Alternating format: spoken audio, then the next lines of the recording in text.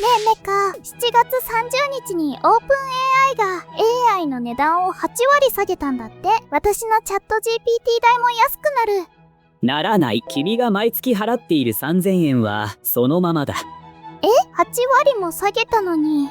下がったのは私たちがお金を払っている場所じゃないんだ。チャット GPT の本体価格は始まった時からずっと20ドルのままだよ。じゃあ最後まで見れば値すぎを待つべきなのか、今のプランのままでいいのかがわかるんだね。8割下がったのはどこ？まず4月30日に何が起きたか。報道によるとオープン AI が GPT5.6 の値段を改定した。一番安いルナが8割引き、真ん中のテラが2割引きだ。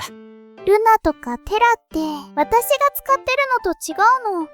違うよ。どちらも開発者向けのモデルの名前だ。そしてここが今日の一番大事なところでね。 AI の入り口は2つあるんだ。アプリや会社が使う API と私たちが毎月払う月額プラン。下がったのは API だけなんだ。その API って私も使ってるものなの？アプリや会社のシステムが AI を呼ぶための窓口だよ。使った分だけ払う仕組みで私たちが直接触ることはまずない。じゃあ今回の値下げ、私には関係ないってこと？そこが面白いところでね。関係ないとも言い切れないんだ。どういうこと？ AI を動かす値段そのものがこの数年で信じられないくらい下がっているんだ。どのくらいだと思う？半分くらい。280分の1だ。桁が多すぎてピンとこないよ。AI の原価は280分の1。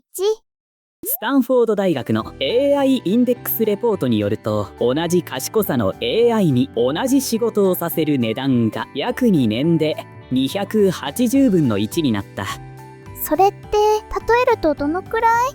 例えば2万8000円かかっていた仕事が今は100円で終わる。それくらいの下がり方だ。じゃあ私が払ってる3000円もそのくらい安くなっていいはずだよね。そこなんだ。チャット GPT の本体価格は2023年2月に20ドルで始まってから3年半ずっと同じままだ。3年半も変わってないの？下がった分はどこへ消えた？本体の値段は今もこの通りだ。ただし日本円で払う額は税や為替で少し動いている。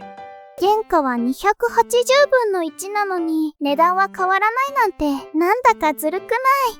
そこがこの話の答えだよ。下がった分は値段じゃなくて中身に化けたんだ。無料でも上位の AI が使えるようになったし、日本なら月1500円で使える回数を絞った入門プランの Go も登場した。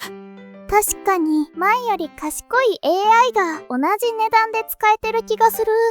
他の会社も同じだ。 Google も Claude も20ドル前後で横並びになっている。値段では競争していないんだよ。じゃあ待っても値段は下がらないってこと？日本の私たちは？日本ではもう少し細かい動きがあった。まず2025年1月に消費税がついて実質の値上げになったんだ。あ、それは気づかなかった。そして2026年1月にはドルで払う仕組みから日本円そのままの月3000円に変わった。上位のプロプランに至っては約4000円下がっている。下がったプランもあるんだ。あるよ。ただしこれは税と為替とプランの組み替えの話でね。原価が下がったから値段を下げますという値下げ競争ではないんだ。じゃあ私たちにはいいことは何もなかったの？あるよ。ただしその恩恵を受けているのは今のところ開発者たちだ。ある個人開発者は高くて諦めていた処理をもう一度動かせるようになったと書いている。私たちには来てないのに開発者にはちゃんと届いてるんだ。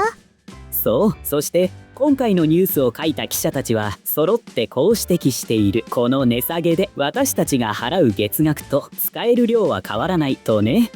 そしてもう一つ大事なことがある。本体価格が原価が下がったからという理由で安くなったことは一度もないんだ。